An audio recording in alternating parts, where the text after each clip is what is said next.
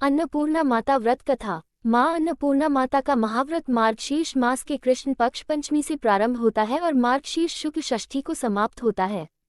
यह उत्तमोत्तम व्रत 17 दिनों का होता है और कई भक्त 21 दिन तक भी पालन करते हैं। माँ अन्नपूर्णा माता के महाव्रत की कथा। एक समय की बात है, काशी निवासी धनंजय की पत्नी का नाम सुलक्षणा था।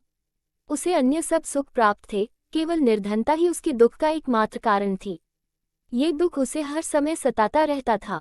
एक दिन सुलक्षणा पति से बोली, स्वामी आप कुछ उद्यम करो तो काम चले। इस प्रकार कब तक काम चलेगा?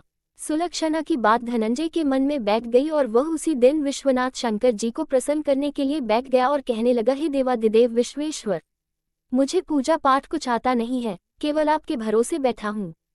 इतनी विनती करके वह 2-3 दिन भूखा प्यासा बैठा रहा। ये देखकर भगवान शंकर ने उसके कान में अन्नपूर्णा अन्नपूर्णा अन्नपूर्णा इस प्रकार 3 बार कहा। ये कौन क्या कह गया?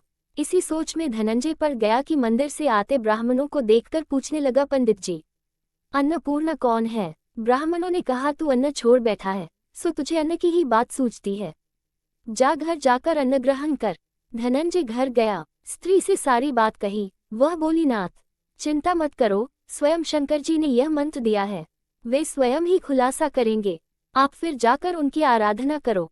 धनंजय फिर जैसा का तैसा पूजा में बैठ गया। रात्रि में शंकर जी ने आज्ञा दी और कहा, तू पूर्व दिशा में चला जा। वह अन्नपूर्णा का नाम जपता जाता और रास्ते में फल खाता, झरनों का पानी पीता जाता। इस प्रकार कितने ही दिनों तक चलता गया। वहां उसे चांदी सी चमकती वन की शोभा देखने में आई, सुंदर सरोवर देखने में, या उसके किनारे कितनी ही अप्सराएं झुंड बनाए बैठी थीं। एक कथा सुनती और सब मिलकर माँ अन्नपूर्णा इस प्रकार बार बार कहती थी। यह अगहन मार्गशीर्ष मास की उजली रात्रि थी और आज से ही व्रत का आरंभ था। जिस शब्द की खोज करने वह निकला था, वह उसे वहां सुनने को मिला। धनंजय ने उनके पास जाकर पूछा, हे देवियों, आप ये क्या करती हो? उन सब ने कहा, हम सब माँ अन्नपूर्णा का व्रत करती हैं। धनंजय ने पूछा, व्रत पूजा करने से क्या होता है? ये किसी ने किया भी है? इसे कब किया जाए? कैसा व्रत है में और कैसी विधि है? मुझसे भी विस्तार से बतलाओ। वे कहने लगी, इस व्रत को सब कोई कर सकते हैं। 21 दिन तक के लिए 21 गांठ का सूत लेना चाहिए।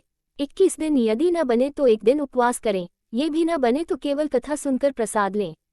निराहार रहकर कथा कहें। कथा सुनने वाला कोई न मिले तो पीपल के पत्तों को रख सुपारी या घृतकुमारी गुवारपाठ वृक्ष को सामने कर दीपक को साक्षी कर सूर्य गाय तुलसी या महादेव को बिना कथा सुनाए मुख में दाना न डालें। यदि भूल से कुछ पड़ जाए तो 1 दिवस फिर उपवास करें। व्रत के दिन क्रोध न करें और झूठ न बोलें। धनंजय बोला, इस व्रत के करने से क्या होगा? वे कहने लगी, इसके करने से अंधों को नेत्र मिले, लूलों को हाथ मिले, निर्धन के घर धन आए, बांझी को संतान मिले, मूर्ख को विद्या आए। जो जिस कामना से व्रत करे, माँ उसकी इच्छा पूरी करती है।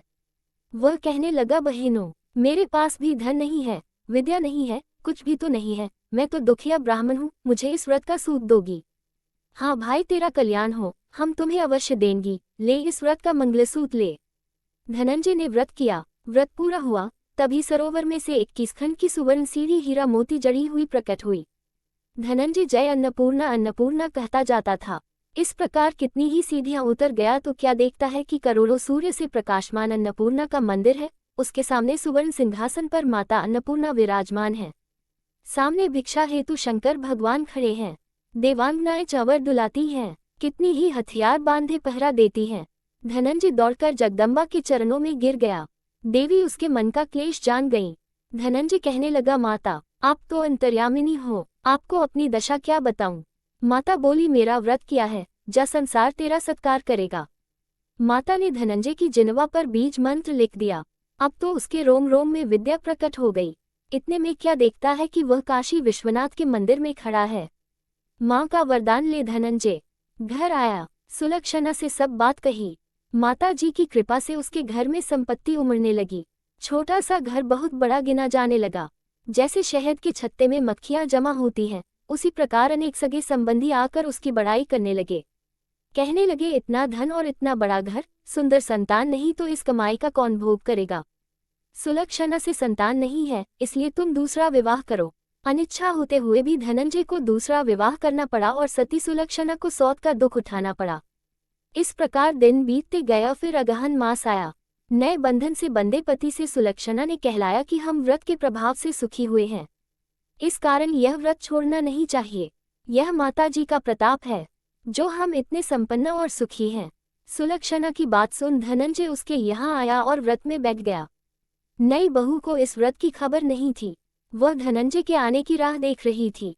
दिन बीतते गए और व्रत पूर्ण होने में 3 दिवस बाकी थे कि नई बहू को खबर पड़ी। उसके मन में ईर्ष्या की ज्वाला दहकने लगी थी। सुलक्षणा के घर आ पहुंची और उसने वहां भगदड़ मचा दी। वह धनंजय को अपने साथ ले गई। नए घर में धनंजय को थोड़ी देर के लिए निद्रा ने आ दबाया। इसी समय नई बहू ने उसका व्रत का सूत तोड़कर आग में फेंक दिया। अब तो माता जी का कोप जाग गया। घर में अकस्मात आग लग गई, सब कुछ जलकर खाक हो गया। सुलक्षणा जान गई और पति को फिर अपने घर ले आई। नई बहू रूठकर पिता के घर जा बैठी। पति को परमेश्वर मानने वाली सुलक्षणा बोली, नाथ, घबराना नहीं, माता जी की कृपा अलौकिक है। पुत्र को पुत्र हो जाता है पर माता को माता नहीं होती। अब आप श्रद्धा और भक्ति से आराधना शुरू करो, वे जरूर हमारा कल्याण करेगी। धनंजय फिर माता के पीछे पड़ गया। फिर वही सरोवर सीढ़ी प्रकट हुई, उसमें मां अन्नपूर्णा कहकर वह उतर गया। वहां जा माता जी के चरणों में रुदन करने लगा। माता प्रसन्न हो बोली, यह मेरी स्वर्ण की मूर्ति ले, उसकी पूजा करना, तू फिर सुखी हो जाएगा। जा, तुझे मेरा आशीर्वाद है। तेरी स्त्री सुलक्षणा ने श्रद्धा से मेरा व्रत किया है, उसे मैंने पुत्र दिया है। धनंजय ने आंखें खोली तो खुद को काशी विश्वनाथ के मंदिर में खड़ा पाया। वहां से फिर उसी प्रकार घर को आया। इधर सुलक्षणा के दिन चढ़े और महीने पूरे होते ही पुत्र का जन्म हुआ। गांव में आश्चर्य की लहर दौड़ गई। इस प्रकार उसी गांव के निसंतान सेठ के पुत्र होने पर उसने माता अन्नपूर्णा का मंदिर बनवा दिया। उसमें माताजी धूमधाम से पधारी, यज्ञ किया और धनंजय को मंदिर के आचार्य का पद दे दिया। जीविका के लिए मंदिर की दक्षिणा और रहने के लिए बड़ा सुंदर सा भवन दिया। धनंजय स्त्री पुत्र सहित वहां रहने लगा। माता जी की चढ़ावे में भरपूर आमदनी होने लगी। उधर नई बहू के पिता के घर डाका पड़ा, सब लुट गया। वे भीख मांगकर पेट भरने लगे। सुलक्षणा ने ये सुना तो उन्हें बुला भेजा, अलग घर में रख लिया और उनके अन्न वस्त्र का प्रबंध कर दिया। धनंजय, सुलक्षणा और उसका पुत्र माता जी की कृपा से आनंद से रहने लगे। माता जी ने जैसे इनके भंडार भरे वैसे सबके भंडार भरें।